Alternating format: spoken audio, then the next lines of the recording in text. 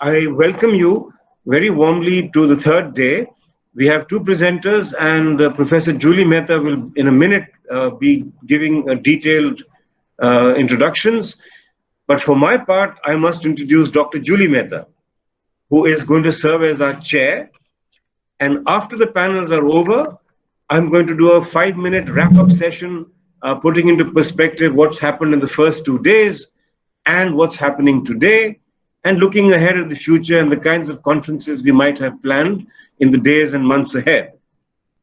So Professor Julie Mehta was instrumental in serving as the first professor in the University of Toronto to have taught the Vivian Poy Chancellor Endowed course called Asian Cultures in Canada, which she conceptualized and taught for several years. And this is important because a lot of her work is with Asian cultures. She was born in Calcutta and educated at Irish convents, Loreto House and Loreto College, and then at Jadavpur University, where she got her first master's in English literature. She's worked as a literary reviewer and features editor in Australia, Singapore, and Bangkok, and earned her second master's and a PhD in English literature and South Asian studies at the University of Toronto. She's a specialist in post-colonial and world literatures, has taught in the Department of English and Canadian Studies program for a decade at the U of T, and has received several prestigious fellowships. She translated Rabindranath Tagore's play called Dak Ghar, or The Post Office, which was performed in Toronto by the Pleiades Theatre in 2010 to critical acclaim, which earned her the title of one of the 16 most influential South Asians in Canada. Julie's present research and publications are on diasporic histories, memory and trauma, and food histories, and her articles are widely published in journals and books. She is the author of the book Dance of Life, The Mythology, History, and Politics of Cambodian Culture, which is about the resurrection of Cambodian dance by 7 women survivors of the Khmer Rogue genocide, and the co-author of Strong Man, a best-selling biography of the Cambodian Prime Minister Hun Sen, co-authored by myself. She considers herself a homeless global nomad, living between foodways and cultures, and currently residing in Calcutta, teaching postgraduate English at her alma mater, Loreto College, which is the MA program, riding out the pandemic, and looking forward to returning to Toronto with her historian husband. That would be me. So, so with that, I shall hand it over to Julie to take over and conduct the rest of the evening. A very, very warm welcome to all of you. I can see a whole heap of my junior colleagues and scholars across the world. Thrilled to have you here. This is a very special opportunity to break through the hardcore of the conference. This is what Dr. Harish Mehta likes to call the softer subject of literature and culture. What's on the table today is queer and feminist perspectives in the diaspora. I'm particularly excited to meet Marietta Kosma, because Marietta, very warm welcome. What you're going to be talking about, Shailaja Patel's migritude or migritude, pronounced either way, is particularly interesting to me because I have seen Shailaja Patel perform the spoken word of this genre. The female body's queer identification, as you say, falls into a transgressive dialogue in which identity norms are constantly challenged as the strictures of traditional normativity are broken by the constant movement of the East African Asian female subject. And this operates within and outside the framework of the traditional home. Before I get into more details about your wonderful subject and your work, Marietta, I just wanted to quote a few lines that have stuck in my mind from Shailaj Patel's Migritude. My father speaks Urdu, language of dancing peacocks. Even its curses are beautiful. He speaks Hindi, earthy Punjabi, salty rich as Saag Paneer, coastal Swahili, laced with Arabic, Gujarati, solid ancestral pride. Yet English shrinks him down before white men. The essence of the kind of post-colonial and new literature, world literature research that is ongoing with us at Calcutta University and at the University of Toronto speaks to your subject very closely, Marietta. So I'm looking forward to seeing what you will offer us. And, you know, the idea of citizenship and the body by Etienne Baliban, Theories of the Abject by Krish Deva, Anahit Dashtagard, the Canadian theorist, talking about breaking the ocean and still being in exile as a Middle Eastern person in North America. All these are subjects that are under scrutiny by the scholars who are present here. And what interests me very much is that you will be unpackaging a subject that is at the center and the core of the Asian diaspora that moves and migrates all over and what they still face. Marietta is a piano soloist, loves classical music, and walks by the beach in her native island of Rhodes. Aside from being a DPhil student in English at Oxford University with a Master of Arts degree in Ancient Greek Theatre, fascinating, from the University of Asian, graduating with honors. She earned a Master of Arts in English at Jackson State University and a Bachelor of Arts in English Language and Literature at the European University in Cyprus. She works as a contributing editor, writer, and creative team member for the Oxford Student and Journal, February 2021 to present, contributing writer for the Human Rights section of the Right for Education, Oxford. There's a whole heap of journals that she's published in, and her publications are The Force of Nonviolence and Ethico-Political Bind, Book Review, Show January 2021, Debating Cultural Infrastructure, What's Next for Tolkien's House, Show January 2021, and The Bloody Problem of PMS Research, Show January 2021. Fluent in Greek, English, Ancient Greek, French, Italian, Latin, and Chinese. Is there any language you don't speak, Marietta? I am absolutely thrilled that you're with us today, and I think you can expect quite a few questions from the people that I see are here who are young scholars. Now, before we get into your talk, I would like to point out that there's a chat box here. I will be conducting the question and answer session from the chat box, and I will introduce the next speaker after Marietta's talk is done, because the next speaker, Ms. Jing Chen, is traveling between continents and has sent us a pre-recorded talk on the legendary subject of the Chinese warrior queen Mulan. And we will take consolidated questions after your session, okay? So go right ahead, Marietta, all the very best, and we're waiting.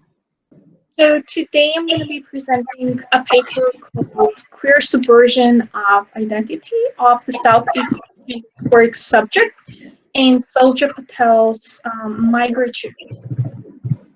So Sochea Patel's Migritude can be read as the work of a transnational feminist writer who posits the placement and replacement of African bodies in the discourse of international concern. Migritude stems from Patel's personal experiences as an African migrant, her family history, and transnational politics. She was raised by Gujarati descent Indian parents in Kenya, but was educated in England, and then she moved to the United States. So she addresses the silence discourse of the explored queerness.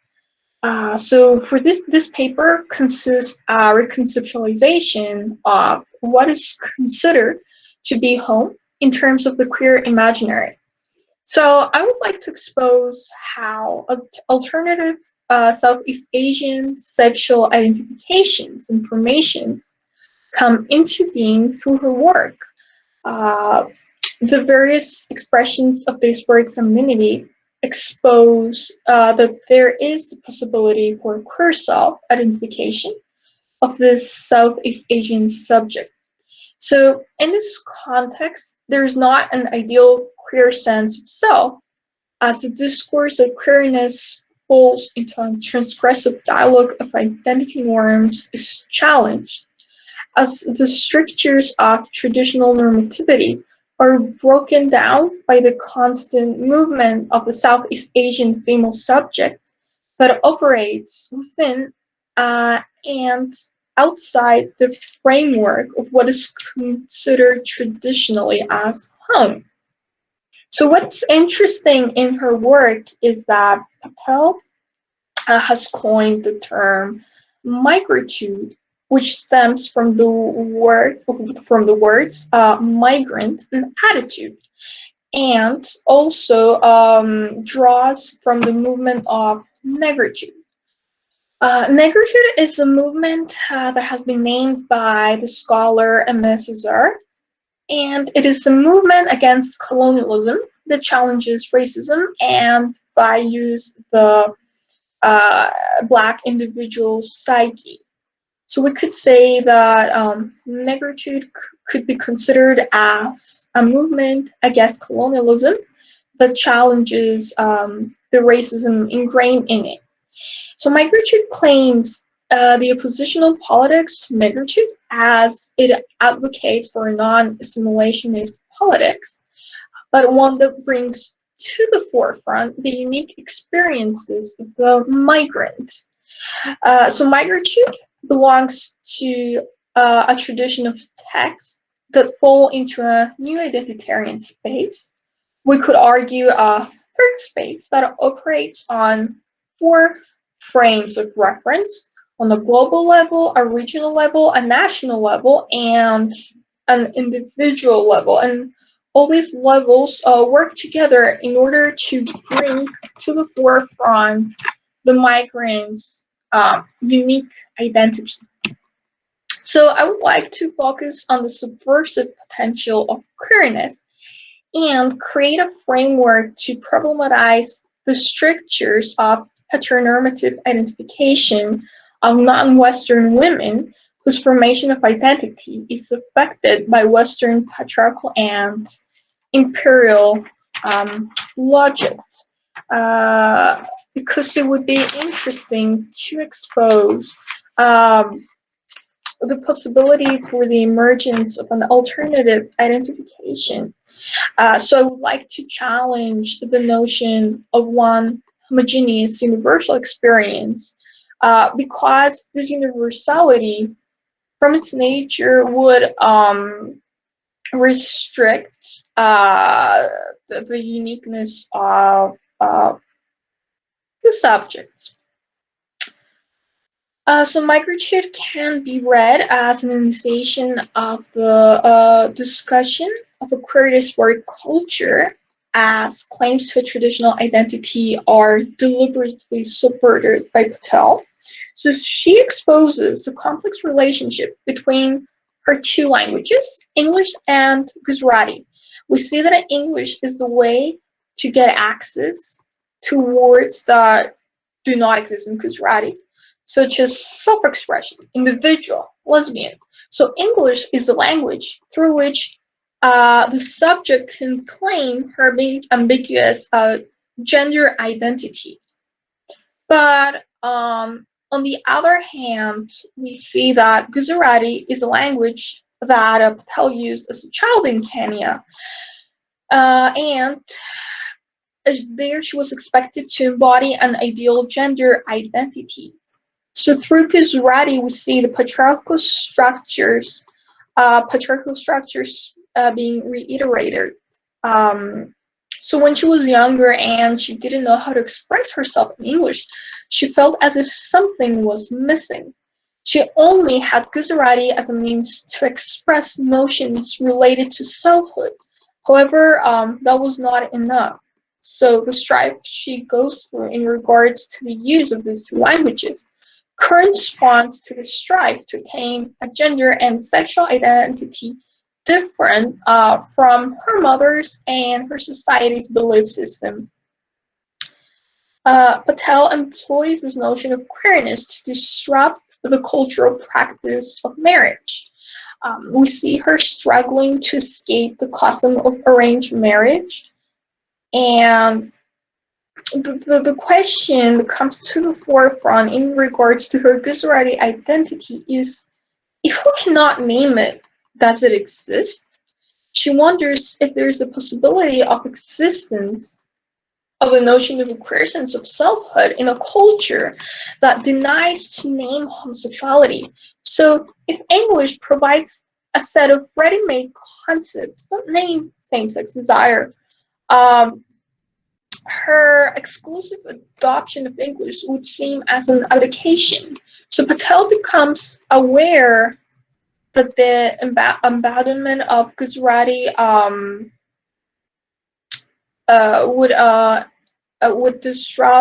would be problematic. On the other hand, she is aware that English is a language of the colonizer, but at the same time, she realizes that there are many more realities than words that exist in Gujarati can express. So Patel, like many other Indian girls in East Africa, explains the way that she was reared made her bear a certain stigma concerning her sex.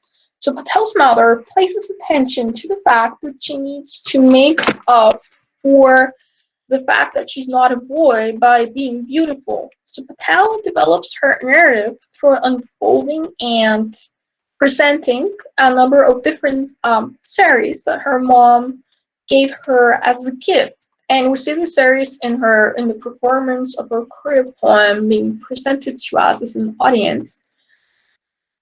Saris are traditionally given as a marriage gift from a husband to his wife. But in the context of this queer poem, we see that the saris can be viewed as symbols of her mother's unfulfilled longings. The traditional sari is a garment that traditionally represents female beauty, probably vulnerability, docility, and elegance. And that's why Patel felt a little bit uncomfortable by this traditional definition of East Asian saris. She felt uneasy wearing them because she felt that she would put herself into more danger and that she would get attacked while wearing them and not being able to, I guess, fight against that. But she tries to show that the sari is not merely symbolic of stereotypical femininity, but has a further signification assigned to it. She comes to the realization that the sari signifies way more than just normative femininity. She discovers that there have been women who fought in their saris. Clothing in this context is highly performative, as it invokes particular choices over other choices. Thus, she shows that invoking queerness as a choice is possible as an alternative to heteronormativity. So my critique develops beyond this engagement to the material aspect of the sari, and it extends to Patel's sexual register. So in Patel's narrative, wearing a sari is an embodied practice that dislodges Southeast Asian formation of identity from the heteronormative practices of femininity that structure these identities. And in her text, it is mentioned that there have been a lot of women that managed to fight while wearing the saris, and we see these women as being empowered. So the traditional notions of vulnerability and docility associated with the sari, we see them being dismantled. And it is very interesting that she uses the genre of the choral poem in order to achieve this. So in conclusion, Patel creates new forms of feminine diasporic identification through migritude that exceed a gender heteronormative identification. This theorization of the examination of queerness is a way of deconstructing the heteronormative logic, which positions the queer other in an inferior position than its heteronormative counterpart. Patel gives voice to those with invisible African identities. She puts in the forefront the lived experiences of queer, non-Western women of color, survivors of colonization and imperial violence. So she places together these fragments of one's queer sexual identification, which were disheveled by the empire. If I could add to this point, we see in the whole narrative that stories of violence are also unraveled by her queer poem. So she depicts, I guess, the violent colonial past of India. So queer femininity could be viewed as a practice which dishevels, which was disheveled by an empire. Queer femininity could be viewed as a practice that operates as a wide range of bodies and on a multitude of subjects. So the individual turns into something collective. So the diasporic subject identity cannot be defined by one single space. We see the individual wavering across different spaces. A different consciousness of identity derives from the multiple movements of the Patel underwent from Africa to Asia and then from Europe to America. Thank you very much. Marietta, that was quite a good overview, and you covered a lot of ground. I find it interesting that you talk about, you ask the question, what is home for the queer self? The mother's matriarchy is almost overwhelming for her. And would you like to just dwell upon that issue of how it's not specifically patriarchy, but here it is the mother who becomes the obstacle to her becoming her own identical self of the empowered queer? Sure. Thank you for this question. So I guess as you pointed out in the clip, we see that it is the mother's dominance on Patel's identity that troubles her. I guess because she was expected to embody these traditional roles of motherhood and being a wife of someone while wearing the traditional saris, it was very difficult for her to exist, let's say, in a different space. So it was almost as if patriarchy or matriarchy carved a specific framework in which she could exist, but no other space was available for her. So her movement from Africa to Asia and then Europe and America helped her realize that she can just drop traditional, I guess, positioning, and that there is the possibility of an alternative identity. And that there's also a very graphic moment in the career poem where she explains that at first, when her mother gave her the saris, she realized that Patel was not going to get married, so that was her to her. We could say that her mother understood towards the end that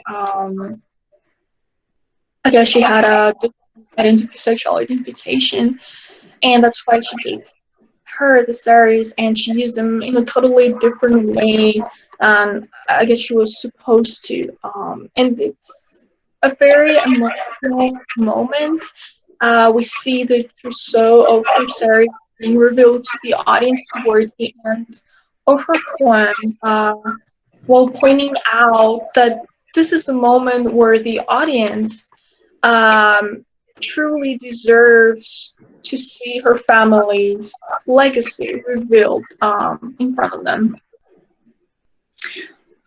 Marietta, before we move on to the next speaker, I'd just like to probe you a little bit about what your thoughts are about the sari, because to me, Shailaja Patel's trope of the sari, the many colors and the many threads and the many weaves, is gesturing towards the many genres that she uses. There's poetry, there's eclectic prose, there is autobiography, there is history, and there is the geography of space, as you so rightly point out. So would you like to enlarge a little bit about how this cultural object becomes a focal point for her to develop her argument about allowing a multitudinous identity, like the colors of the sari, like the weaves of the sari? Sure, I'll try a little bit on that. So as you pointed out, it's true that the saris that Patel uses, it is very interesting because there are all these threads in different colors, and they're just very beautiful. So I guess it is a central strategy for her in order to address and probably negotiate the violence of the empire by using these different, I guess, textual and the saris as different textual and material roots. For sure, migritude is hybrid and multimodal because it is a word performance, but as you said, it uses art, poetry, autobiography, colonialism, the geography of the space. So there's all these different things coming into movement, into being. So the saris, as I see them, it's not only the story of Patel's own movements across the world, but it's also intertwined with her family's transoceanic migration. It's also about other families that existed in this period of colonialism and other female subjects.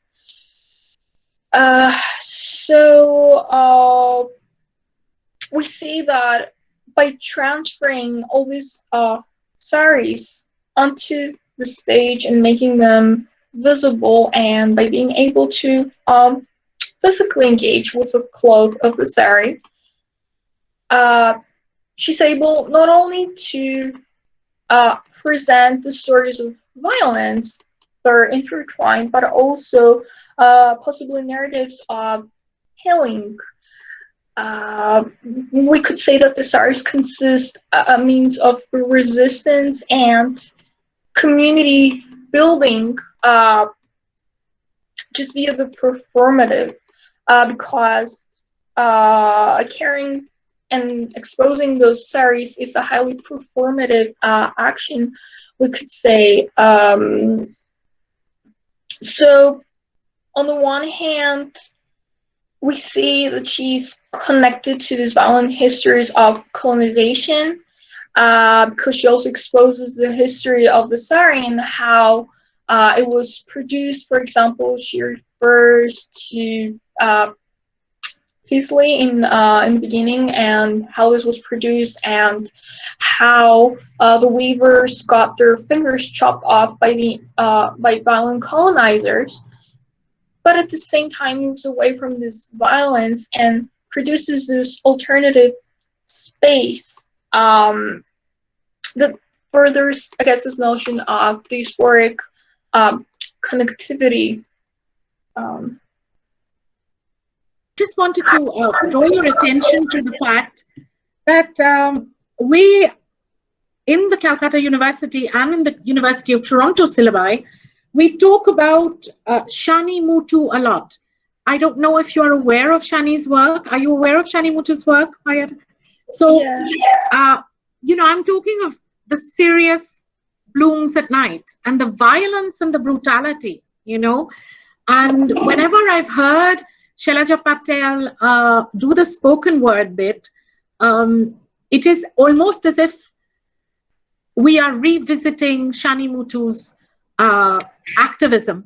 So before I let you off the hook for now, could you talk a little bit about the activism in the work of Shailaja Patel against patriarchal brutality, dominance, violence, whatever? Right. Okay, really think about this one. So for sure, that's an interesting connection to draw. Like, I've never thought, even though I'm familiar with the word of Shani Mutu, to like connect that. But definitely, Shailaja Patel is a feminist, and she's also an activist. And it's, for me personally, I guess it's very interesting the way that she uses the body and holds it accountable to, I guess, fix truth. She does have a background in, I think, political economy, and she is an activist. And even, I guess, the title for her work, Migrant and Attitude, is just very smart and helpful to this activist. I guess what is interesting is her she uses her work as a memoir almost to be able to create change and make a difference. And we see that her work has been translated in 16 different languages. So it definitely has had a great impact and inflicted change. I guess it is also interesting because she deals with this very important issue of what it means, what is the definition of the home, the politics of the homes, as we've discussed before, and what it means to be a queer subject within the realm of the traditional home. Yeah, that's absolutely brilliant, Marietta. I was looking for that, and you've opened up a whole can of worms now, and I think some of us will ask you later about this idea of, the Gujarati who is in Kenya, has language issues, not just, the anxiety of migration, but the anxiety of not being accepted within the Kenyan or the African system. And I think the idea of negritude, you know, the very word is such a loaded word.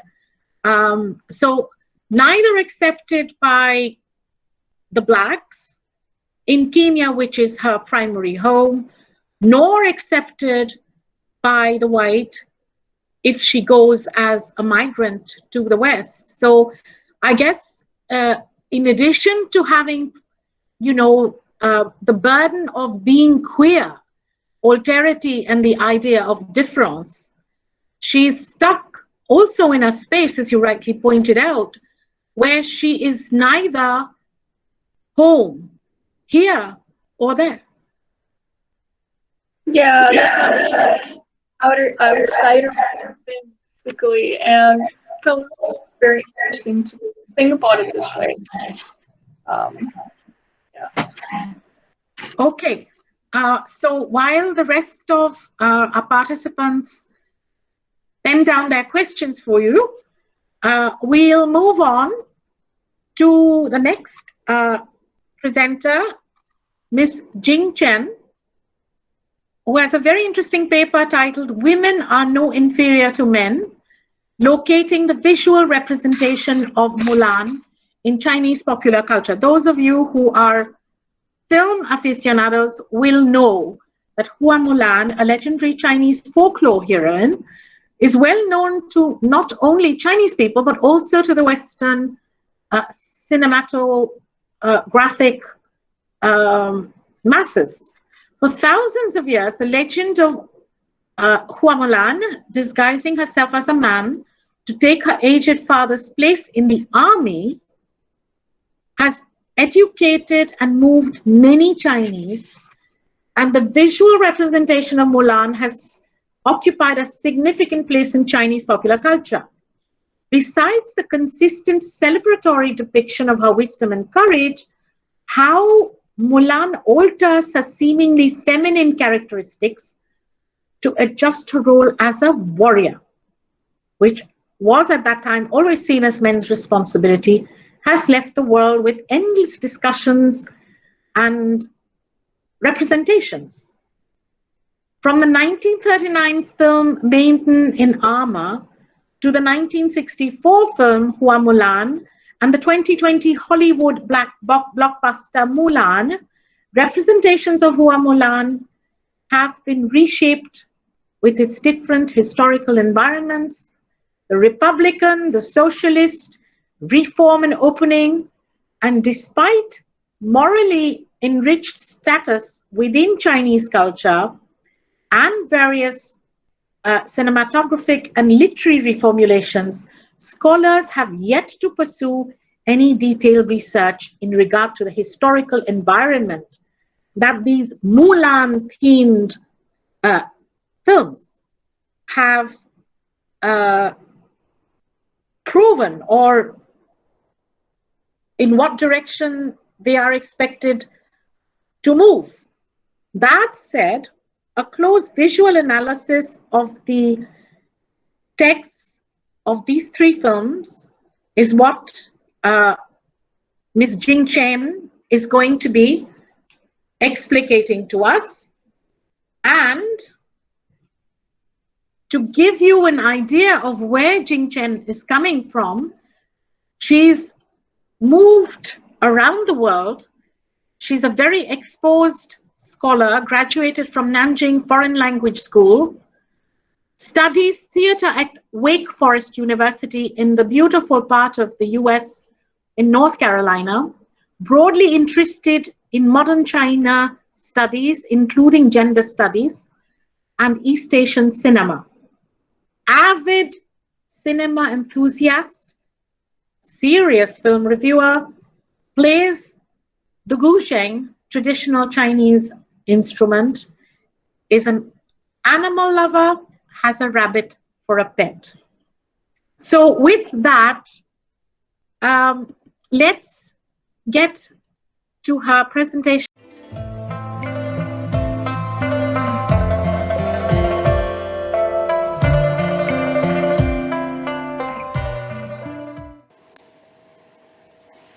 Women are no inferior to men, locating the virtual representation of Mulan in Chinese popular culture from 1939 to 2020.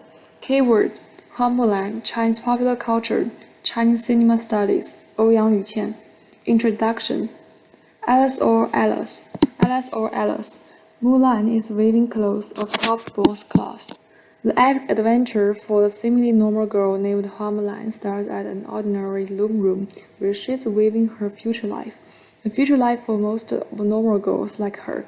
After marrying a village man nearby, they will shoulder the responsibility to manage the inner space, weaving and raising kids, while their husband controlling the outer space. This labor division is an ideal social order of traditional Chinese patrilineal society. However, Mulan breaks the regulation boldly, taking the place of her elderly father in war and serving her country valiantly in disguise as a man. Mulan's rebellion against orthodoxy is interestingly fully accepted by the Chinese-speaking world. The virtual representation of Mulan has subsequently occupied a significant place in Chinese popular culture, and thus undergone a series of rewrites, reformulation, and certainly reimagination.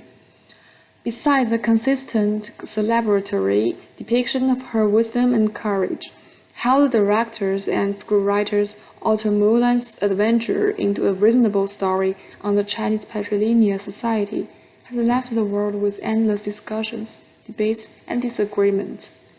In the film Made in Armor 1939, the representation of Hua Mulan has unavoidably been reshaped with its complicated historical environment during Republic era, from 1912 to 1949. Despite Mulan's morally enriched status within Chinese culture, the various filmic and literary reformulations, scholars have yet pursued any detailed research in regard to the historical environment Mulan-themed films were contextualized. How the story of Mulan has been able to adjust in accordance with the virtual representation of a folklore heroine in Chinese patriotical society from the perspective of cinema studies. That said, through a close version analysis of the aforementioned text, this essay will draw on how the virtual representation of Hua Mulan in the 1939 film Made in Armor is reshaped and influenced due to the cultural development and political changes in contemporary Chinese society, and argue that such a virtual representation has become a convenient confluence of a wide array of gender issues under certain political ideologies. Ultimately, by offering an interdisciplinary interrogation into this multi-layered historical figure, I hope my analysis will shed some light on the study of the struggles between gender equality and ideological connotations formulated by popular culture. Shadows below an admitted successful patriotic film. Different from the traditional figure depicted in the battle, where Mulan's motivation to join the army is mostly triggered by filial piety, Mulan in the 1939 film Made in Armor is more likely described as a patriotic independent lady, inconsistent with her contemporary society, namely Shanghai from 1937 to 1941, the so-called isolated island period. The early spring of Shanghai in 1939 was full of an intense atmosphere, where the Japanese invaders occupying the most area in Shanghai and setting up comfort stations unscrupulously. The literary world was extraordinarily flourishing thanks to the resuscitation of the economy in the relatively peaceful concessions, advocated by the intellectuals' growing attempt at national salvation. The huge success of the 1939 patriotic film Made in Armor was inevitable. After being on screen for 83 days, Made in Armor enjoyed box office returns for over 100,000, which once broke the record. 14 famous film critics point out that it injects huge power into China at the current stage and shows us how to struggle and how to gain the victory. Mulan did accomplish the mission to raise the mass spirit as Mulan defends her motherland successfully against the invasion and returns home after gaining fame in the end. However, the hidden dangers existing in contemporary Chinese society as Communist Party against Nationalist Party, new modern woman against traditional norms are also revealed obscurely in the film. A mirror of the turbulent cooperation. In the film, between Mulan has the last meal with her family and then rides away from the hometown, there are also several shots given to other villagers who are enlisted.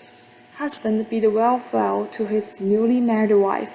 Father has to leave his newly born child and pretends to be happy. Old mother exhorts her twins to be careful again and again. They are all common people whose normal life is suddenly broken, being forced to live away from their beloved ones and are never sure whether they will meet again or not. It seems that they share the same stress and feelings with Mulan. However, in the next scene, when they find Mulan while riding together, they provoke Mulan deliberately and laugh at her female-like looking. Furthermore, they keep making fun of her and using humiliating words until Mulan speaks calmly yet sternly. You too. The country is now under danger urgently. We all join the army to fight for our country. There's no reason that the compatriots should bully compatriots. However, Mulan's warning doesn't work and the conflict escalates to be dealt with by force. Even though Mulan defeated them without developing it into a bloody incident, their contradiction continues through the whole war, and there hasn't been a compromise at the end of the film. This undealt conflict in the film appears to extend into reality. The conflicts between Nationalist Party and the Communist Party are not resolved during the whole anti-Japanese war period, from 1937 to 1945, and the cooperation is always under turbulence.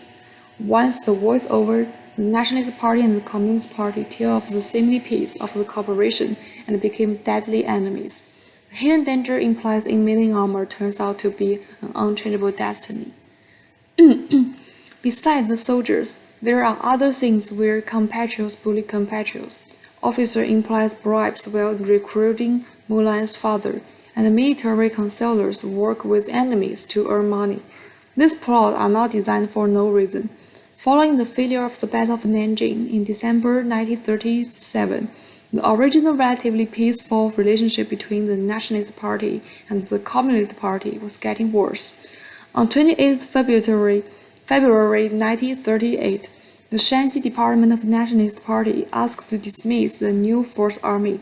The New Fourth Army was built as a result of the Second Nationalist-Communist Cooperation on 12 October 1937.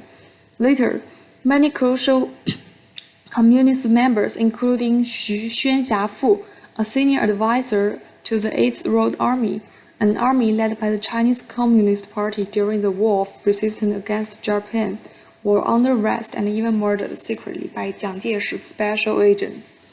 As the chairman of Shanghai Theater Jiuwang Association, led by the Communist Party, which aims to support the anti-Japanese war through the power of theater, Ouyang Yuqian, scriptwriter of Maiden in Armor, obviously criticized the Nationalist Party's atrocity during the Communist Party facing the national calamity. Cooperating with Bu Wancang, another famous left-wing patriotic director, Maiden in Armor is definitely a powerful weapon that reveals the Nationalist Party's bullying towards compatriots. An escape from the female space. Following the tremendous change happening in Chinese society starting from 1910s, a brand new standard for the women was built with a great fanfare. Many intellectuals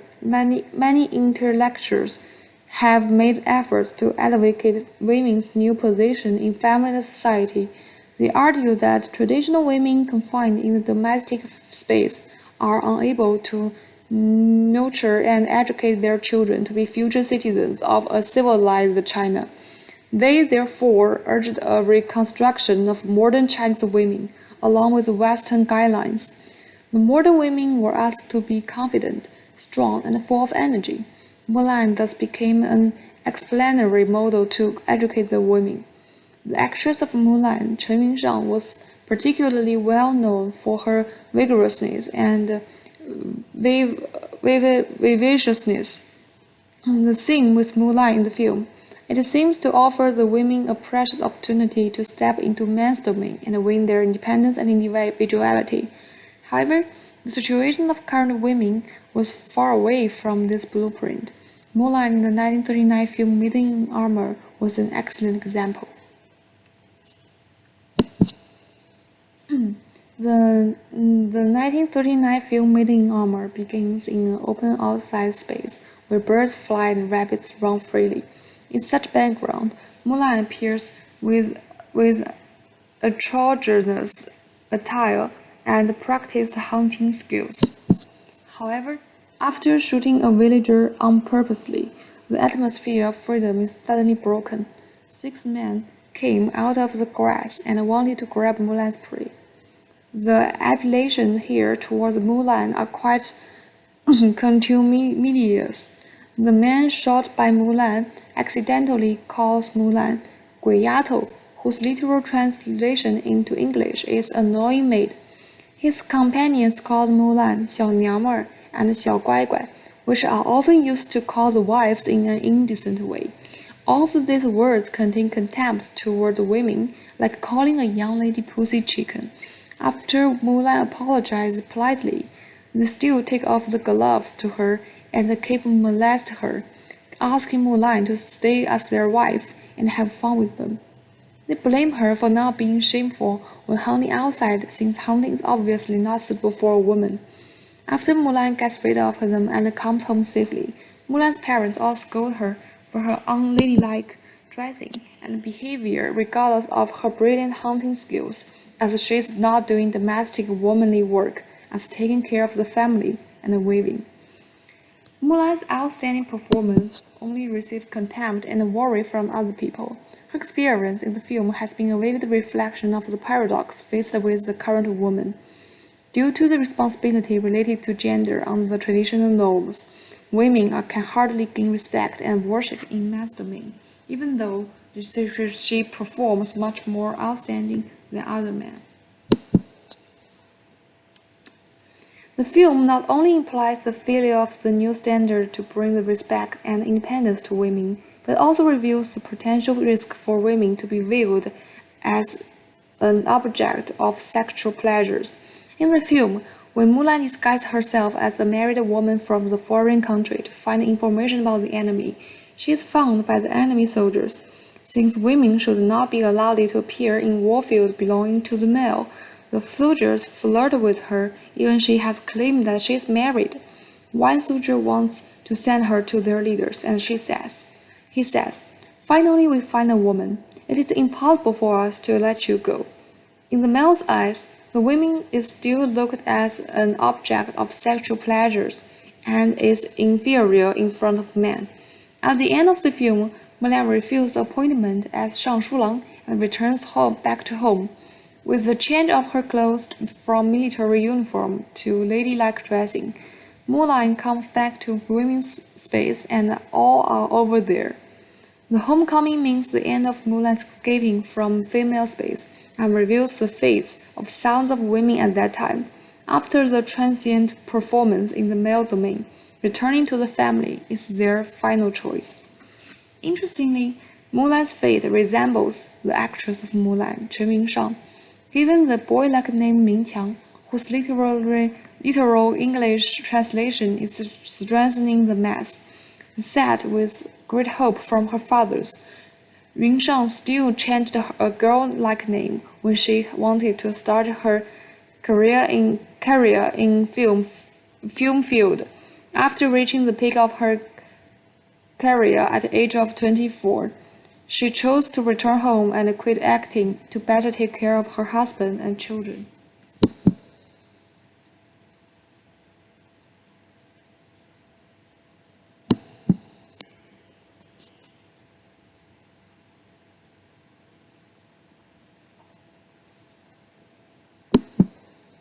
Concluding thoughts.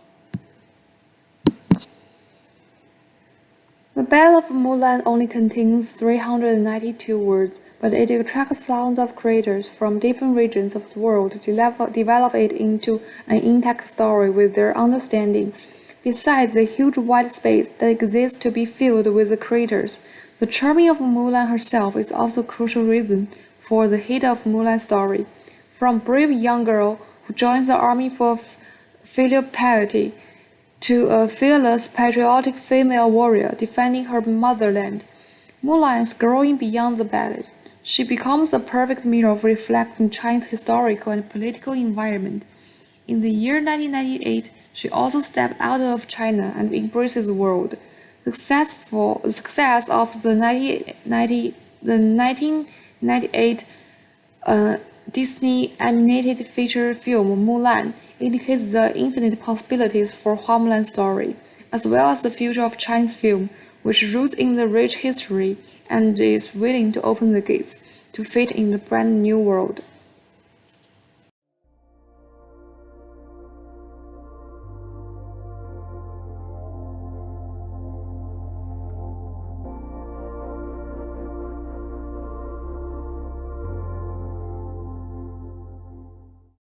So I think what Melanie, our scholar, is asking you is, since the last 11 years, Marietta, in your experience, would you say there's been a change in the way we look at the issue of the queer representation of women, of queer women, and queer women who are struggling with the mental and emotional displacement?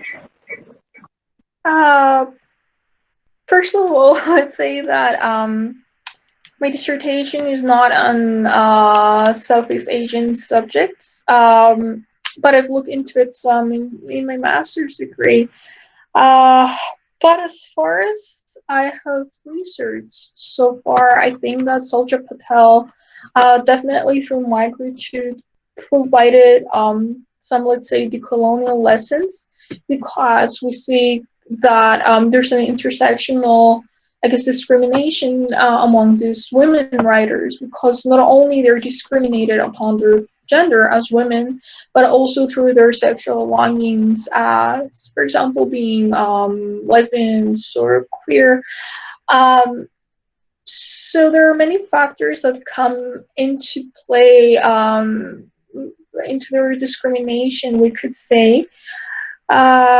For sure, Patel has opened up the space for other female writers to come forward and express themselves. And it's almost a decade since migritude's publication, so there have been some changes, but still, I don't think that the issue has been completely resolved. There are other scholars for sure that have addressed that. For example, Vanita Rajdi comes into my mind, on the top of my head, and she also analyzed, focused basically on different examples of Southeast Asian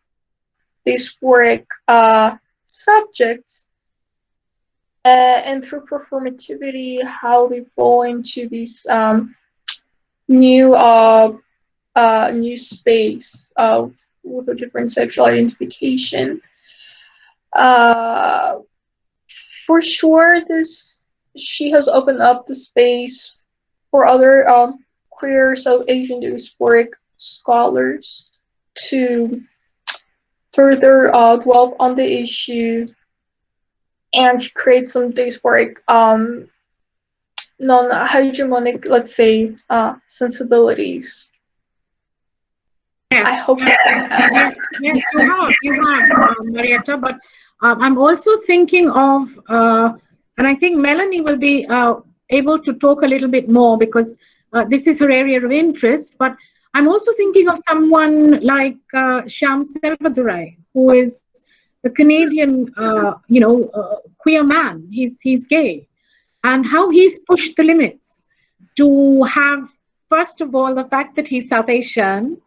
So there's alterity of race, and then he's queer. So in the heteronormativity of race and of belonging, of citizenship, a cultural diversity, I guess all those interpolations make it very,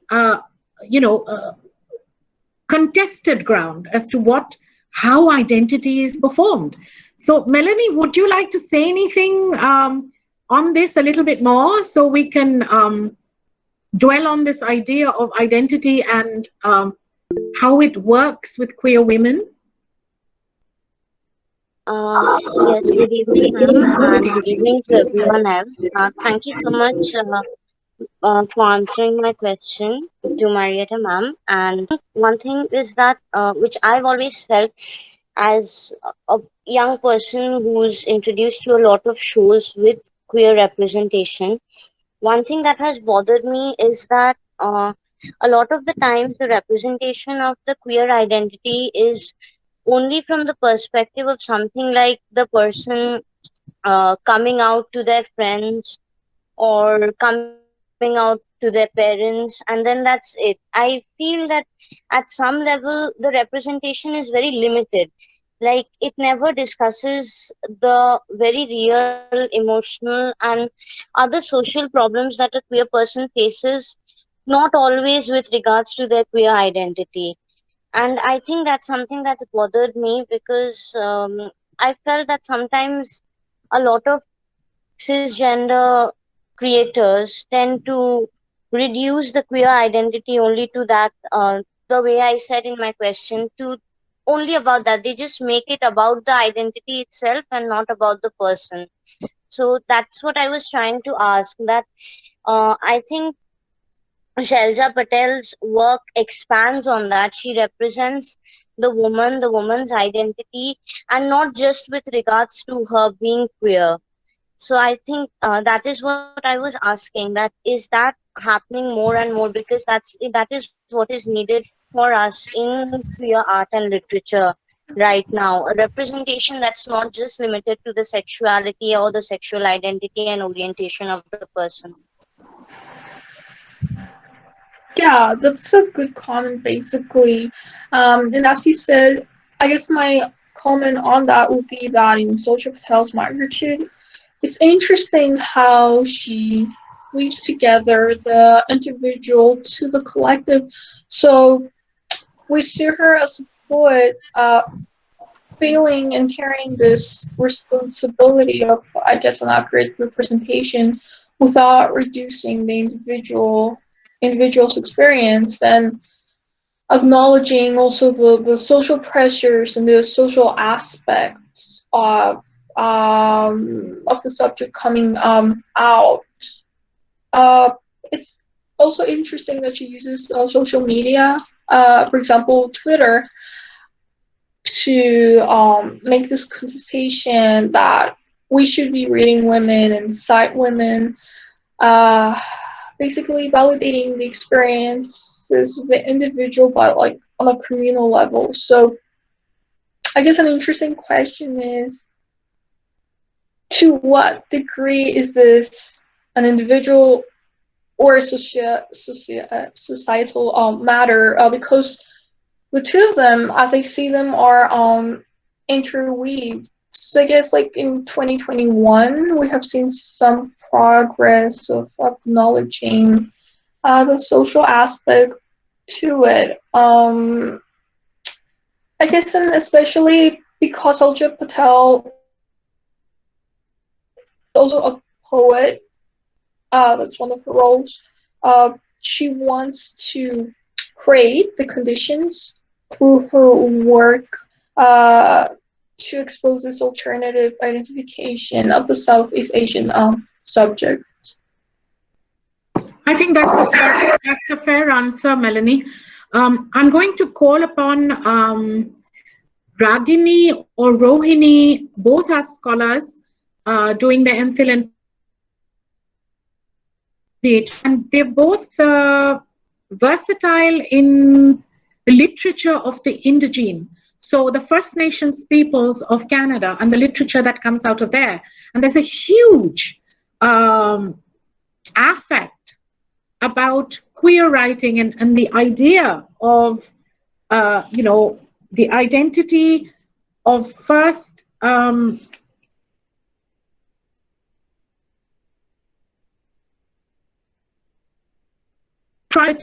Anglo-Canadians, and how that identity morphs when on a second level they are queer, and the idea of queerness is not such a traumatic thing as far as the indigenous ideology is concerned. So Ragini or Rohini, would you like to make a comment on that?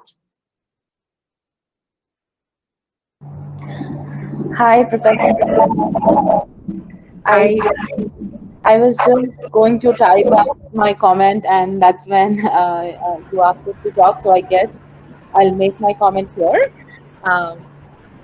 So I will just try to turn on my microphone. Sorry, my camera. Much better, Ragini. Good to see you. Hi. Sorry, I'm not really in the best shape. I just traveled yesterday, so my apologies.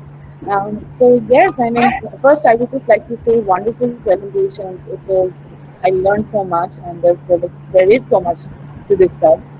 And yeah, I mean, kind of responding to that question and also sharing a few thoughts.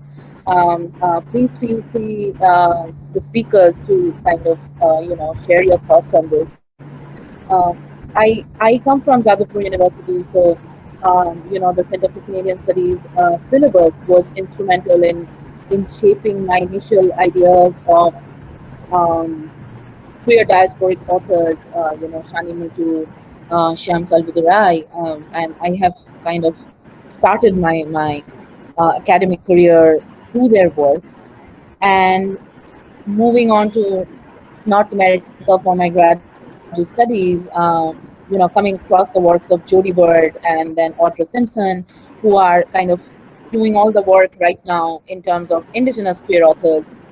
So I have noticed this shift from people talking about homeland and ideas of nostalgia, and stepping out of homeland and going to their adopted homeland, and along with that, how their identities have changed, and there has been an acceptance. An acceptance amongst themselves, and also an acceptance from the communities in and around. And at the same time, when we are talking about indigenous queer authors of North America, there is this shift in writing, apocalyptic works, post-apocalyptic North America, where we are having queer identities emerging as viruses, use of cyberpunk, goth, taking over the literary milieu and producing works that are going to deconstruct the norm, the something what is considered the norm. So I was wondering if you guys are exploring this in your works, or do you see moments of these occurrences in works that you're dealing with currently, or works that you're interested in. Probably you're not working on it as a part of your projects, but have you come across works, or do you think, do you see these not necessarily differences but parallels and intersections within the diasporic queer communities and the indigenous queer communities? One of the things that I want to, we'll come back to Marietta and to Ragini and Rohini in a minute. The point I was trying to make after Marietta's paper was that the matriarchy pretty much becomes the patriarchy. So there's that transformation where the mother figure creates some sort of a divisive obstacle and comes in the way of queer identity being accepted. And I think that's an important point. Also note the way that Jing Chen has used the word patrilineal, never patriarchal. And the patriarchal orthodoxy is ironically a formulation of seamlessly stopping the movement of the maiden in armor, of Hua Mulan, with all that threat to her body's sovereignty. She is molested, attempts to rape her, and although she's a very competent warrior, she has to dress as a man. Reminded me of all our historical legendary heroes who are women, such as Ahalya Bai, the Rani of Jhansi, and I'm also thinking of Phulan Devi in the Eastern canon. So the idea of the co-optation of the woman warrior into a man's domain. She cannot perform as a warrior if she is dressed as a woman. So this, I think, is worth noting. That really hasn't changed very much.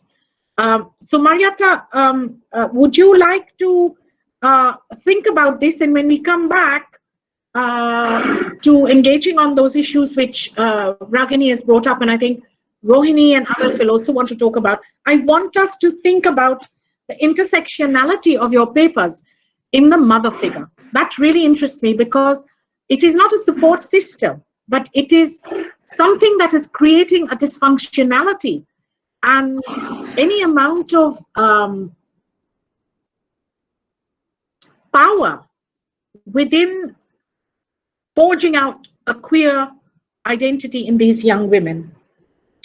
So I will say a big thank you to the master's final student, Raka Mukherjee, who's written and sent me a response to Jing Chen's paper, because she's getting over the big C virus. She's recovering from COVID. She's here with us, but I think she's worried that she might, interpolate with her cough. So I will just read it out to you. I think it's quite interesting, the points she makes, and she's a theory buff, so we might pick up a few things from here. The conference paper on the film version of Mulan opens vistas for feminist film theory. The idea of the Chinese patrilineal culture and the need for making the right choices through the representation of Mulan is interesting. And the speaker, Jing Chen, speaks about the need for the woman to be in the domestic space, just what we were talking about, Marietta and everybody else. And the only way she could cross the threshold from domestic to public in the phallocentric man's world is by shedding the performative feminine qualities. The idea of attire appropriating the performance of gender norms by Judith Butler is befitting in the title of the film itself, Maiden in Armor. The armor being the symbol of androgynous clothing. To put the pants, in this case, armor on to be able to fight is problematic itself. One has to dress as a man in order to make political statements or fight which the feminine gender is deemed inappropriate for. This reminds me of Carol Churchill in her play Top Girls. She evokes the character of Pope Joan, who, in order to be accepted in a profession, had to live her life dressed and behaving as a man. And we were just saying that, right, Marietta, about Joan of Arc in the Western canon. And Laura Mulvey, in Visual Pleasures of Narrative Cinema, talks about the idea of scopophilia, or being looked at-ness, where she criticizes the male gaze and the portrayal of women as sexual objects of pleasure for the male gaze. In this paper, Jing Chen talks about a scene where Mulan becomes an object of sexual pleasure, again something I just touched upon, and almost kept captive as a wife. The cinematic mise en scène involving the attire close-up shots of the sexually appropriated sections of the female body, music and set play an important role. Finally, the idea of Mulan being criticized for not being able to perform domestic duties, like Shailaja Patel. Overall, Raka says, the paper is lucid, informative, and raises important questions about the folklore of Mulan and its global representation through time and the problems of gender inequality persistent in Chinese culture and by extension in a globalized platform. So let me see, do we have a way to figure out the intersectionality of the mother figure, Marietta, that is common to both? And how does that figure? I mean, should we not expect that that would change as well as the years go by and more mothers become attached to the idea of queerness that is in society? Yeah, definitely the mother figure is central in both texts, both in Mulan and in Migritude. So the mother figure emerges as fluid, and both, I guess, texts, we can say that very slowly the image of the typical, let's say, motherhood becomes deconstructed. So on the one hand, in Mulan's case, the mother figure is kind of absent, but then in Migritude, she's over domineering. So instead of, I guess, focusing on such a concrete representation of what motherhood should be, we could say that there is a fluidity, and also by deconstructing reproductive futurism, as the Edelman would say, a Western scholar.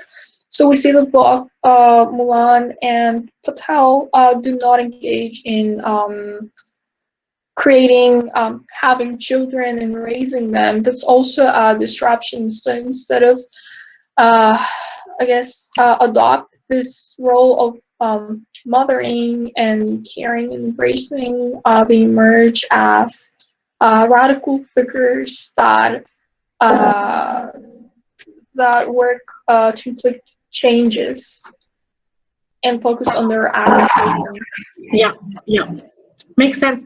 Ragini, does that sort of a gesture towards answering what you were saying about what we can do in the future? And the problem, of course, is that queer mothers, I think, become even more complex in dealing with the issue of queer mothers, right?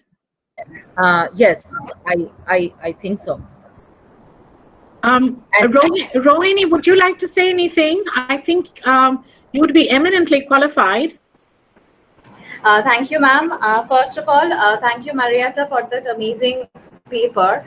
As Ragini said, I would just reiterate, like, my interest in queer studies and everything started from Jadavpur University, the Center for Canadian Studies. So while you were presenting, I was really interested, since you're working on the South Asian diaspora, you worked here on the South Asian diaspora, I was really interested in knowing, like, have you found instances, or do you have any comment on how the for example, people like Shailaja Patel, and like they're already going through multiple identities, and in that way multiple cases of marginalization. So how do they deal with these issues? Like, so like, for example, how do they deal with their queer identity with the pressure of being an immigrant and being within within the patriarchal structure of the society? So if you could make a comment, I don't know if the question was clear, but like, I'm really interested in understanding this idea of identity, this side of the identity. I think that your question does make sense, because we see Patel as a migrant in Southeast Asia, and her identity basically depends on this movement of hers in the global regional national level, so she moves upon different levels, and she disrupts patriarchy. And it's also interesting, like, because in the 21st century, we could say that it is the age of migration. So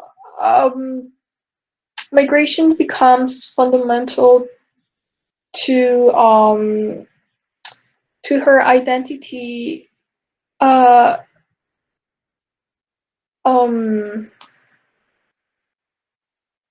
not sure if I'm answering your question. I guess that would be my comment.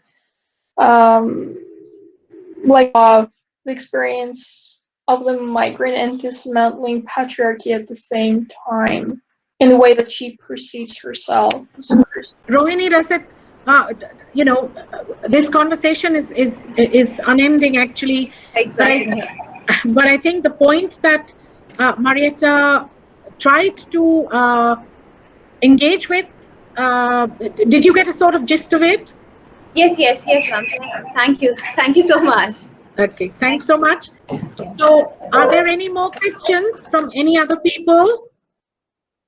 Marina, would you have a question? Yes, ma'am. So my question was addressed to Ms. Jing Chen, but to the Western perspective, it's about an independent girl who finally finds her true self by breaking free of society's expectations.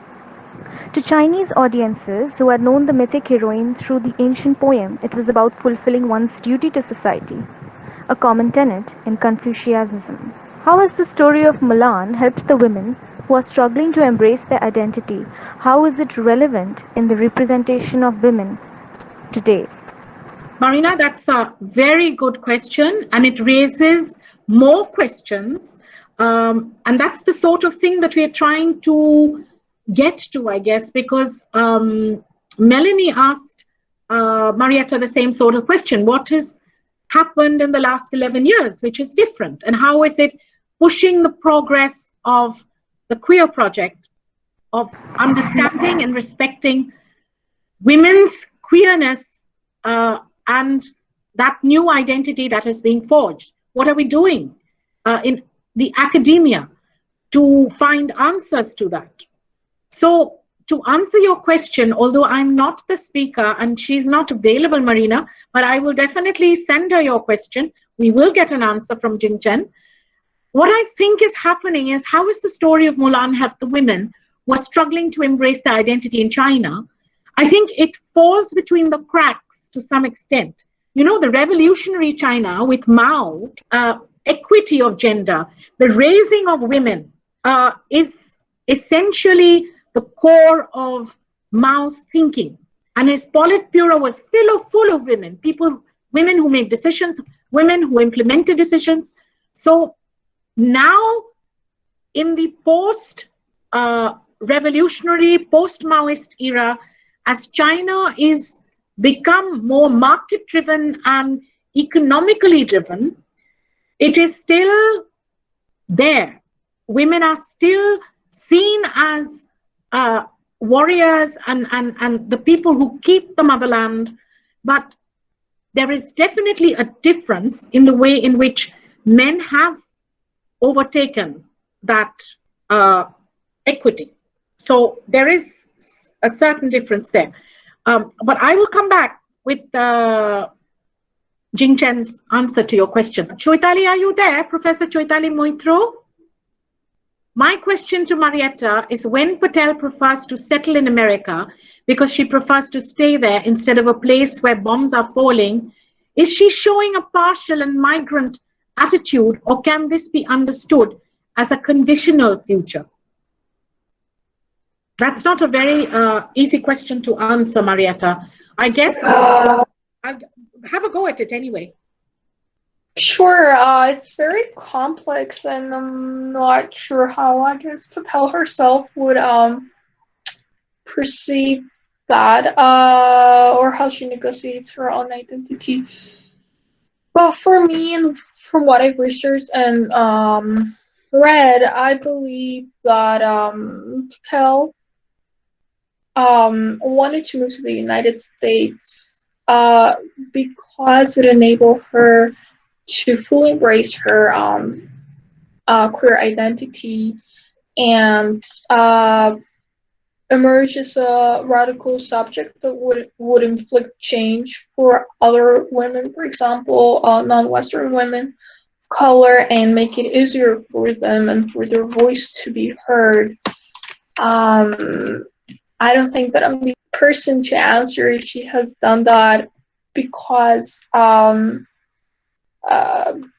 she exposes a conditional her attitude is a conditional future. I guess this very movement helps her to achieve her independence, and it would be the same even if she was not, for example, from she was not born in Kenya and from Southeast Asia, but from a different, I guess, non-Western country. She still seek to travel to a different place where she could be herself more easily.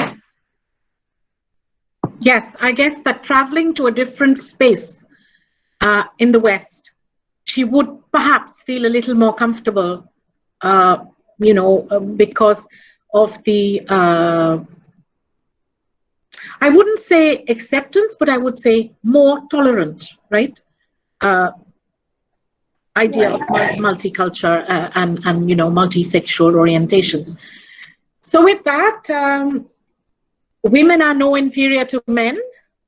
I would say a big thank you to all of you who've been here, to Ragini, Rohini, Raka, Marina, Melanie, all of you who've participated. Thank you so very much.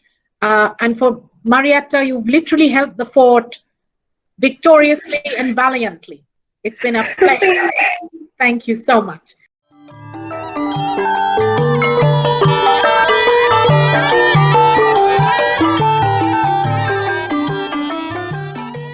So my profuse thanks to Dr. Julie Mehta and the panelists in the previous session for such an invigorating and intellectually stimulating cultural studies, post-colonial and theoretical analysis of the topics at hand.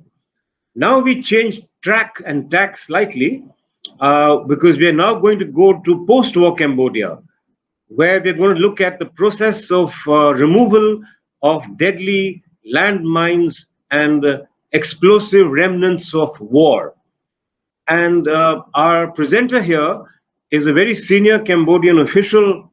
His name is Dr. Leng Sochea. He holds a PhD, and currently he is the permanent vice chairman of the governing council of the Cambodian Mine Action Center, which is the principal organization in charge of the demining program in that country. Leng Sochea and I go back to the 1991 or 1990, when I first met him, when he used to work for the Ministry of Foreign Affairs in the press department. And so we go back a long time. We worked together doing interviews and doing reporting in Cambodia for many, many years. He began as a young lad when the Khmer Rouge came to power. He was taken captive by the Khmer Rouge, which went on to commit a huge genocide of 1.7 million people killed in Cambodia. And Leng Sochea was made to work in a factory, in a Khmer Rouge factory that used to make fishing nets. And he was there from 75 to 79 when the Khmer Rouge were in power. In 79, the Vietnamese military comes and overthrows them. And Sochea then joins the new Heng Samrin regime as a junior officer. And then he works his way up through the departments and rising up step by step to his current position, which is at a rank of a minister. It's a vice ministerial, he's ranked with the Minister of State. And that's a pretty high level job. And it demonstrates a long journey that he's come. And in a sense, to celebrate Dr. Leng Sochea's long journey, I thought it would be appropriate to read a poem by the Cambodian American poet, Monica Sok, about landmines. The poem is called Song of an Orphaned Soldier Clearing Landmines. When I saw my father walking, I thought he might look like a man afraid to die. Ahead, I kicked the road, landmines ready to burst at his feet, convinced their metal brains and humming they heard was a knife cutting, not a living man's voice. They believed me. They had heard this song before. Like snakes in grass, they clicked their tongues. The gods I met promised me they could make a life happen after what had happened if I knew who my father was. I clapped my hands to signal a stream, and my father followed my sound.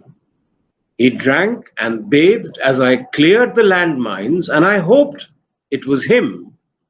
He slept in the jungle, dreamed jaguars circling, though it was nothing but fire burning. Close to the Basak, I climbed mango trees, dropped down sway to feed him. Along the way, I waved my arms, no. To himself, my father said, yes, no. I did not bury the bodies nobody had prayed for. There are things in this world we must make one another see. My father took me gently, each one of us gently. He took us to the flames, humming, my children, my children. 3 provinces I traveled with him like this, only to take him back to Prekeng, where he found his sisters. If my father were to tell this, he would tell you he carried me over his shoulders to a nearby village, that no danger touched him, and that the gods were watching. They wanted to see me live. What a wonderfully touching poem of a father engaged in clearing landmines. And this is what Dr. Leng Sochea has been doing for the last many years, clearing landmines.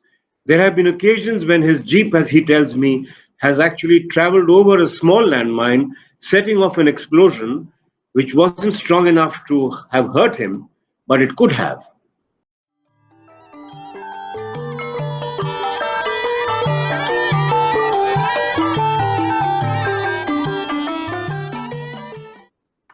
So for our occasion today on this panel on post-war Cambodia, Dr. Leng Sochea has written a paper which I shall read for him because he's facing intermittent connectivity problems, although he might join us later on for a brief Q&A with me, and I hope things are working for him.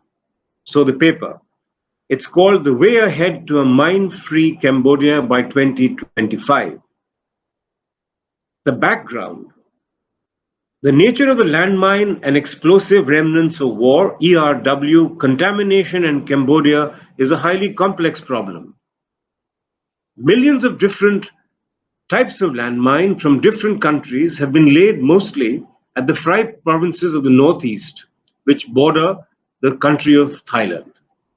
The most heavily affected area is at the Cambodian-Thai border, which is known as the K5 belt, where millions of landmines were laid in the decade of the 1980s, where the heart of the challenge remains. While it is densely contaminated at around 1,000 kilometers long and 100 to 500 meters wide as a corridor, it is also somewhat well defined. The Royal Cambodian Armed Forces, the RCAF, sources claim that on average, there are more than 2,400 anti-personnel mines per K5 linear kilometer, making it one of the most densely mined areas on the planet. Looking at the eastern part of the country, Cambodia suffered intensely by American air bombing since the decade of the 1960s and 1970s. The United States Department of Defense, the Pentagon, The records of the Pentagon indicate that from 1965 to 1975, over a 10-year period, Cambodia was actually the target of 2.7 million tons of US bombs, including unexploded bombs such as the BLU series, the BLU 24, 26, 36, 42, 43, 49, and the BLU 61 submunitions, dropped by no fewer than 230,516 sorties. Cambodia suffered nearly half of all US bombing of Indochina, which is 6 million tons over 9 years, making it even today the most heavily bombed country in history. To put the Cambodian bombardment into context, the US dropped 160,000 tons of bombs on Japan during the Second World War, while during all the Second World War, the US dropped over 2 million tons of bombs, including 1.6 million tons in the European theater and 500,000 tons in the Pacific theater, including the bombs dropped on Hiroshima and Nagasaki, which were 15,000 and 20,000 tons respectively. In the Korean War, the total US bombardment was more than 450,000 tons. So, against this data, the fact that Cambodia has been the recipient of 2.7 million tons of US bombs makes it the world's most heavily bombed country, thanks to the former National Security Advisor and later Foreign Secretary Dr. Henry Kissinger. The information for this data that I've just cited comes from a book, a paper by Owen called Sideshow, a spatio historical analysis of the US bombardment of Cambodia, 1965 to 1973. So once this happened and Cambodia had to remove its landmines, it began conducting surveys to see precisely where the problem lay. So the earliest Cambodian survey was the Level 1 survey conducted between 2000 and 2002, which identified that 46% of the almost 14,000 villages in the country were contaminated with mines or ERW, explosive remnants of war, resulting in high human casualties, loss of livestock, and impeding safe access to water and other gathering spaces. This information comes from the same Geospatial International Report, GSI, the final 2002. That's the footnote. More than 85% of the villagers felt they did not have enough land for agriculture, and more than 61% said they didn't have land for housing. Some 4,500 square kilometers of land was suspected to have been affected by landmines and other explosives. In the year 2020, Cambodia completed the national baseline survey of the remaining districts in line with its national strategy 2018 to 2025. And as a result of the survey work, the operators that were in charge of the demining process added 176 million square kilometers of mine/ERW, confirmed hazard areas CHAs, and suspected hazard areas SHAs to the baseline survey. Through gradual land release procedures, which meant that once they demined a certain patch of land, it was certified safe to release. So through these land release procedures, they were able to reduce the total mine and ERW contaminated area of 135 million square meters from the baseline survey. And these outcomes have led to the net change of 40 million square meters of land which has been cleared. So the casualties of landmines and explosive remnants of war, more than 64,000 men, women, and children have been killed and suffered from life-changing injuries due to accidents caused by landmines and ERW, the highest in the world. Casualty rates, while down from a peak of over 4,000 in 1996, remain unacceptably high, averaging 88 casualties per year, and are now rising again as new road development and expansion of the rural population encourages families to move into direct proximity of what remains one of the world's largest minefields. So despite the COVID-19 pandemic, mine clearing operations in Cambodia have continued successfully and safely. And as of November 2020, the deminers have cleared and released more than 2,000 square kilometers of contaminated land. They've destroyed more than 1 million anti-personnel mines, more than 25,000 anti-tank mines, and 2.8 million explosive remnants of war, including cluster munitions, thus greatly benefiting more than 5.6 million people in the rural areas. But despite all the efforts, Cambodia still has a colossal challenge of more than 2,000 square kilometers of contaminated land, of which more than 800 square kilometers is contaminated by landmines.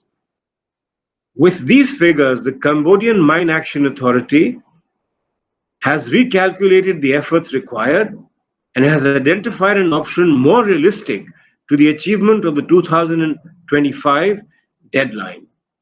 This option requires an increase of clearing funding by 25% for 2021, an additional employment of 2,000 deminers from the Royal Cambodian Armed Forces, who should be deployed from 2023, and improved land release methods to release land at 140% of the current rate from 2021. Is this option even realistic and achievable? The answer would be very much possible, says Dr. Leng Sochea. Based on this, the Cambodian Mine Action Authority will establish in the near future a technical task force consisting of technical experts from all clearing operators and partners to discuss ways of clearing and releasing minefields in a safer and faster manner. The Cambodian Mine Action Authority also hopes to mobilize the so-called Technical Referent Group, the TRG, which involves a whole slew of people such as operators involved in the demining process, organizations whose representatives are members of this TRG, to vigorously work together to enhance the much needed resources as guided in the resource mobilization strategy and beyond.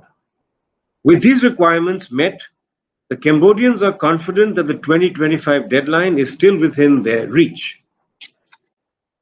Despite the COVID-19 pandemic, the objectives for the Clearing for Results project, including the sector clearance operations, have steadily progressed. A lot of land has been cleared and released. However, there is still much to be done. With improved land release methodologies, increased financial contributions, and additional deminers from the Army, the 2025 deadline is still within our reach, the reach of the Cambodians. Conclusion: the way ahead to 2025. Based on the lessons learned for the last 29 years of demining in Cambodia and the academic projections, the new measures mentioned above by the Cambodia Mine Action Authority are perhaps unlikely to obtain the results desired. The authorities must recognize that currently the mine action strategies, which implies the current demining approaches in Cambodia, are at a turning point after 3 significant phases have been completed. These 3 phases were emergency demining after the war, 1991 to 1995, the humanitarian demining to ensure safety for movement of people to return to their lands, 1995 to 2000, and demining for development purposes, such as roads and large-scale projects and other farming lands to be released for use, which happened from 2000 to 2021. Following the three stages, the country's experience has been rich, with hundreds of millions of dollars spent already.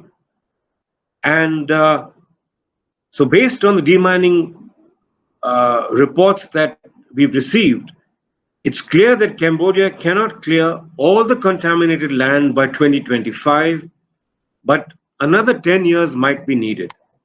The question is, where are we now and where are we going to?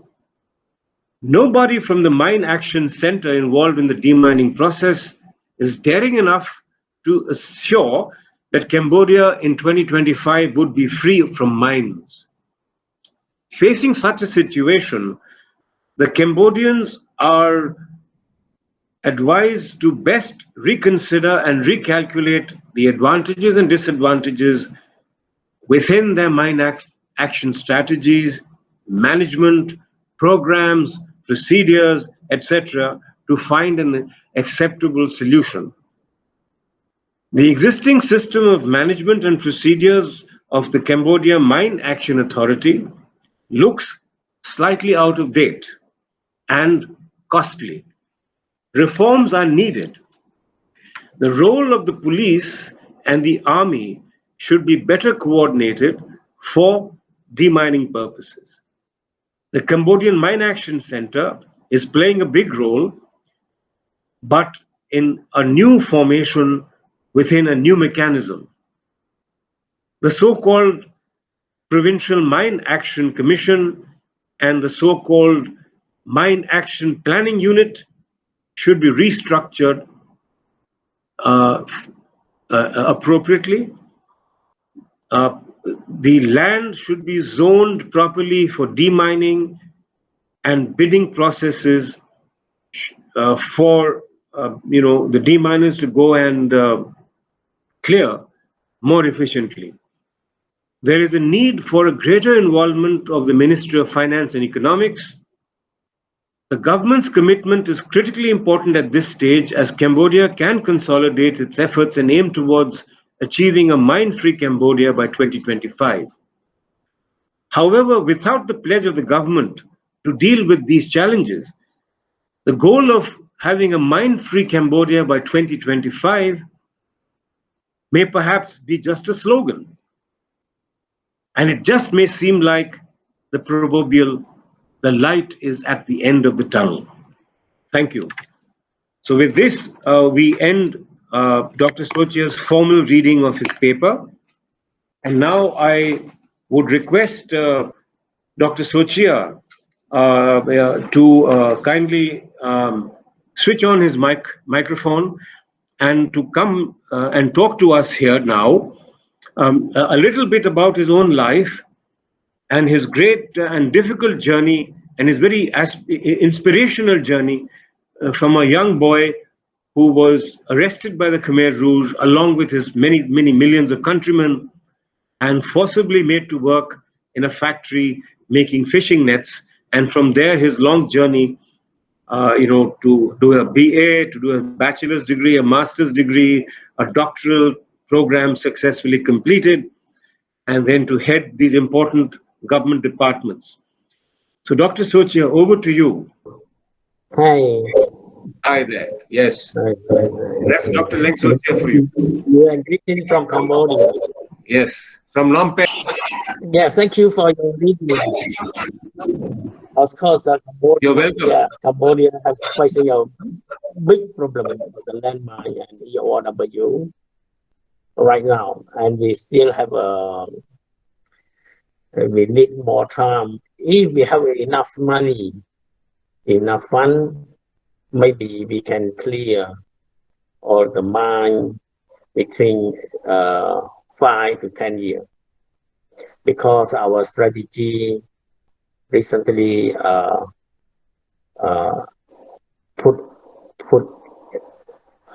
signed by the Prime Minister, agree that we need around 400 million US dollar to clear all these $400 million to be is needed to be clear for the future cuts. And for the short coming period for 1921 to 2021 to 2025 may be impossible. This is my calculation, and this is my experience for almost 29 years at work in my action in Cambodia. Yes, thank you. Dr. Sochea, if you remember, the first time I met you was in 1990 in Phnom Penh. Yeah, I remember. And we had an interview with Hun Sen, and you were with the press department. Yeah. And so how do you see the overall peace coming to Cambodia in this period of time?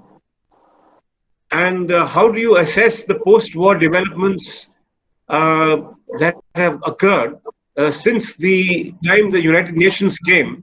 And could you address some of the timeline and what happened from your personal perspective? You know, you began life as a young boy under the Khmer Rouge time, when you had been taken captive by the Khmer Rouge, and you worked for them in making fishing nets. Yeah. You used to make fishing nets as a young boy. Yeah. And then you became a level, today you are the level of the vice minister. Yeah. So your story itself is a storybook worth telling. You might want to just talk a little bit about your life, which would make very interesting listening.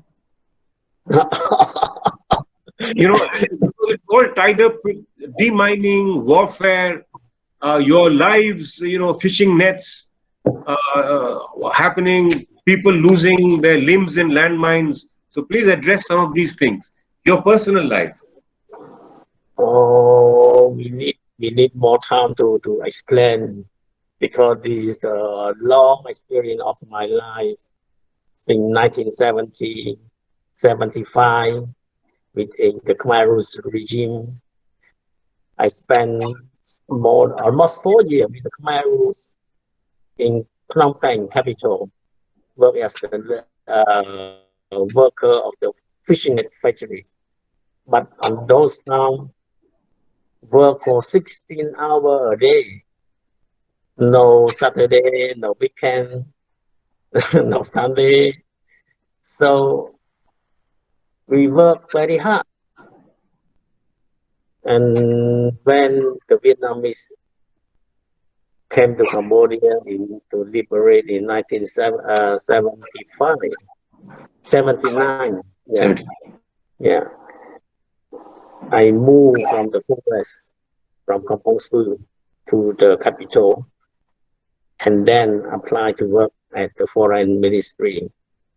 I can't speak English on those times, so I passed my examination and recruited to be the cadre of the regime of some people call Khmer regime, but for me, this is the one of the regime who are liberate the people from the genocide regime. Yeah. And after I worked in Ministry of Foreign Affairs as the head of the library on those times, I spent more time to work with the journalists since 1982 to 1991 and then I involved a lot with the United Nations Transitional Authority in Cambodia. We call UNTAC in 1991 to 1993. On those times, I was recruited to work for Mainichi Shimbun, one Japanese newspaper. I spent a lot of time to work and move to everywhere or the corner of the country to meet with the Khmer Rogue soldier, to meet with the soldier in the in the forest, passing a lot of experience. And sometimes my car was jumping on the landmine, the small landmine, and broken down the wheel. We are facing many experience. And on those times, I travel everywhere by carrying my the AK-47. And later on, I changed my career to work for Ministry of Information as the head of the Media Center. And then to the spokesperson, the chief of the information of the National Election Committee, working for two department for more than almost 10 years. I decided to work in the mine action sector because I think that I thought this sector is the one of humanitarian job, and I must sacrifice everything to do this job, to save the life of the people, to save for the rid of our Cambodian country. And I spend my experience, my life through the risk of the landmine since 1991 with the UNTAP, and then working in 2000. I got the title of the Vice Chairman of the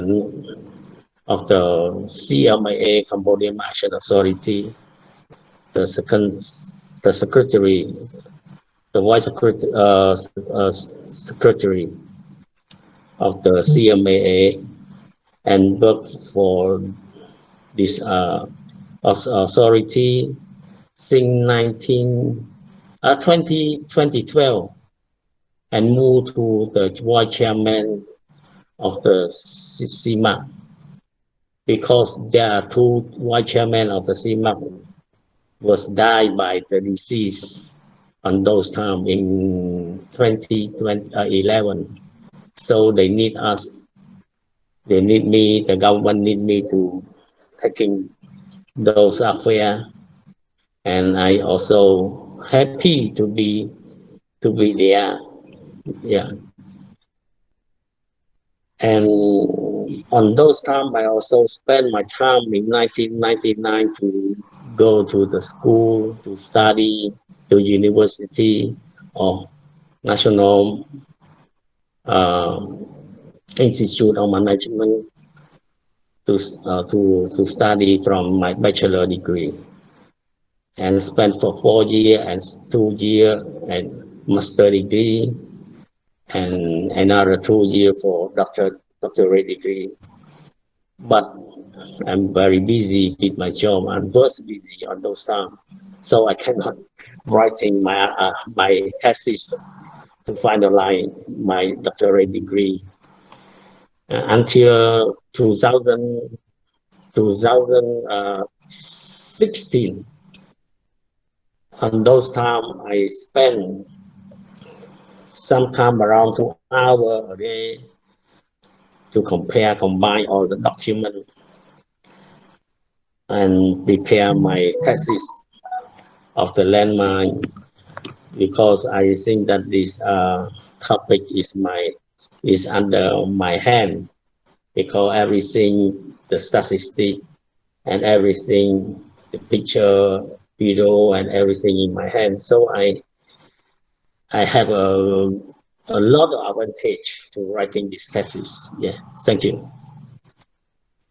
Dr. Leng Sochea, that was such an inspiring set of remarks you've made about your own journey, your recollections. You said it's not easy to remember. You also said it's very difficult to tell the story in a conference in just a few minutes. But thank you for sharing what you have. So having said that, I will now transition to the final wrap-up of the entire 3-day conference. And it has been a very inspirational, aspirational, and educational journey for all of us, I hope, that, for participants, for audiences, for the chairs, that we've all come together in a spirit of conviviality and collegiality, and we have worked together for the last 3 days. So to wrap up, what I think we'll all agree on the following points is that the level of scholarly discourse was extremely high. There's no question. Whether on the second, start with the first day, the distinguished annual Rising Asia Foundation and Journal lecture, foreign policy lecture by Ambassador Dr. Dino. He spoke both like a diplomat and a scholar. He has a PhD from the London School of Economics. He put the entire Asian century into perspective. He slotted in Indonesia's own diplomatic role within the matrix of evolving and shifting sands of policymakers.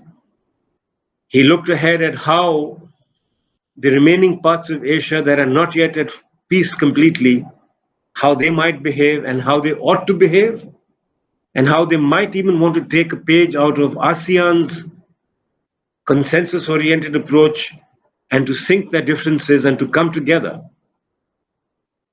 The level of scholarly discourse remained very high on the second day, when you had Dr. Sanjay Kathuria talk at great length and with great expertise and close analysis of China's role in lending to the countries, not only in South Asia, but across in Africa as well. We had a very informed essay from Miss Roshali Saha on a comparative study of the rise of both China and the United States simultaneously, and what it meant for the emerging concept of the Indo-Pacific. We had one of the most informed analyses of what's happening on the ground in the state of Mizoram from one of its foremost scholars, Professor Dungal, who's currently doing a Fulbright program at the University of Cincinnati in Ohio. And he's one of the few people who's traveled extensively, so he gave us a very, very close analysis of the history of that region, the efforts to develop it, and the efforts to link it up through the gateway to Myanmar, Burma, and beyond into Southeast Asia as a gateway. The level of discourse continued to remain extremely high when we changed tack in today's presentations, which went into post-colonial studies, literary analysis, diasporic studies, post-colonial analysis, feminist theory, queer theory, film studies. We had all of that. We had all of that going on, and the discussions actually ceased to be in a typical time-constrained conference. These were not 10, 15-minute segments. Scholars were given enough time to flesh out their papers without constraint. Discussions were also not constrained, and so we got, because we had the time, scholars were able to, presenters were able to present and then rethink their approaches, and then the questioners came in at the same time, free to think, because there was no time constraint. And thanks to that, to our chair, Professor Julie Mehta, who conducted it in an exemplary manner. And we shall be expecting more from her in terms of her doing more, taking the lead to do more roundtables in the very near future. So the coverage of themes over the last 3 days spanned everything from strategic affairs to geopolitics, geoeconomics, geodiplomacy, cultural studies, military studies, post-colonial studies, film studies, gender studies, feminist studies, the novel, poetry, and all of it, people brought in new perspectives. And that's the most important thing about scholarly work. We do not want to travel on ground that's already been trod. Scholars must, and they do, and we insisted that they do, in their presentations for these conferences that we had, the 3-day conferences, that they either bring a new perspective, a novel approach, or a new way of approaching an old topic. And they did that. So the future for the Raj and the RAF is that we shall have a continuing and resurgent lecture series, annual ones. We may have 2 sets of distinguished annual lectures, one being the distinguished foreign policy lecture and the other being a distinguished professorial lecture. So from one of the leading lights of literary studies, gender studies, from any part of the world. Our future issues of our journal will continue to span the Eastern world, and we shall remain nuanced in our niched area of India's Northeast, and from there looking at the entire Eastern world, starting with Japan at the far extreme and looking at China, the Koreas, Taiwan, Southeast Asia, and the eastern borders of India. So we're really based in Calcutta, but our vision is for the East. So we welcome the presenters in the 3-day conference to send in their final papers for consideration for publication in the Rising Asia Journal. And finally, I must once again thank our distinguished annual foreign policy lecturer, Ambassador Dr. Dino Patti Jalal, for showing great spirit and comradeship and sportsmanship and coming and delivering his lecture, which we greatly appreciated. And each time you listen to it and play it back, you shall continue to learn more and more from what he said in his extended 45 minute long talk, and from the questions that he fielded so well. And the reason for that is because he has covered and given history, he's laid out benchmarks, he suggested strategies which are worth listening to. I thank our presenters, our paper presenters, for taking the effort to write their papers in great detail. None of them delivered anything that was, written from the back of a cigarette pack, as some novelists have been known to do. There was some great author who delivered his Nobel lecture from notes scribbled on the back of a cigarette pack. But that lecture turned out to be one of the most important lectures in the history. So our professors and students who presented made quite an effort to produce excellent papers, and I've seen some of them. The effort that's gone in is exemplary. So finally, I thank our audiences for staying with us, and I noticed that there were different groups of people joining us on all the days. That was interesting. Each day we got a different group of people, and they were coming because they were interested in that day's performances. And so with that, I bid you good night. I bid you a good year ahead, a productive one. Stay safe and healthy so that we can meet again time after time. Good night.